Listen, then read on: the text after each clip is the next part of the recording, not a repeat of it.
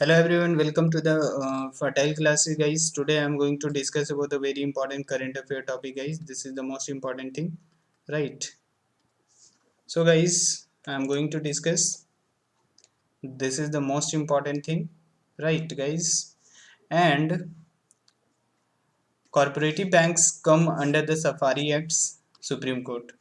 So this is the most important current affair topic guys जो कि हम लोग यहाँ पे आज डिस्कस करेंगे corporative banks and safari acts के बीच में क्या रिलेशन है।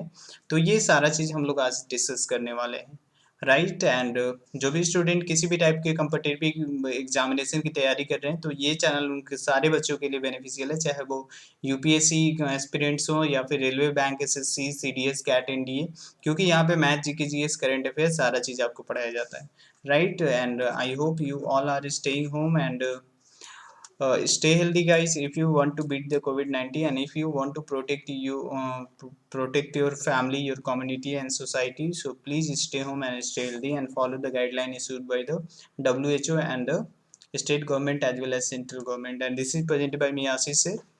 तो चलिए सेशन को स्टार्ट करते हैं। तो सबसे पहले सुप्रीम कोर्ट ने अभी जो है कॉर्पोरेटिव बैंक को यहाँ पे जो है इवॉल्व किया है, जितने भी activity related to the banking cover within the meaning of the banking company, तो उसके लिए यहाँ पे क्या किया कि इसको सारे एक्टिविटी में इवॉल्व कर दिया है कॉर्पोरेटिव बैंक्स को।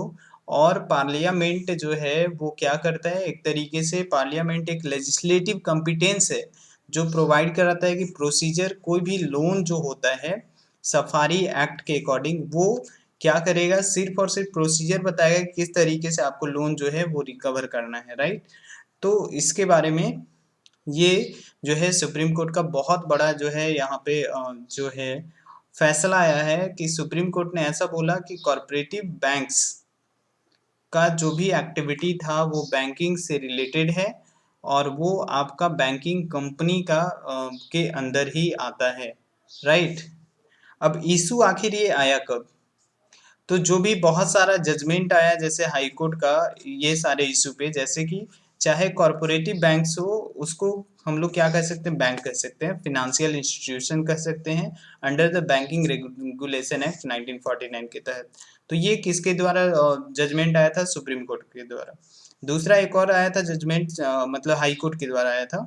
इसके बाद दूसरा ये आया कि वेदर द पार्लियामेंट जो है वो आपका लेजिस्लेचर कॉम्पिटेंस है जो रेगुलेट करता है फिनेंशियल एसेट्स को कॉर्पोरेटिव बैंक्स का, जो आपका बनाया गया है किसके द्वारा, स्टेट लॉ के अनुसार।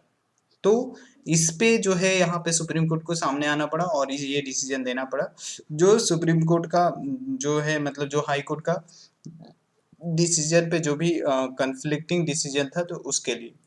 अब सबसे पहले कोर्ट क्या बोलता है, कोर्ट का जो यहाँ पे 5 जज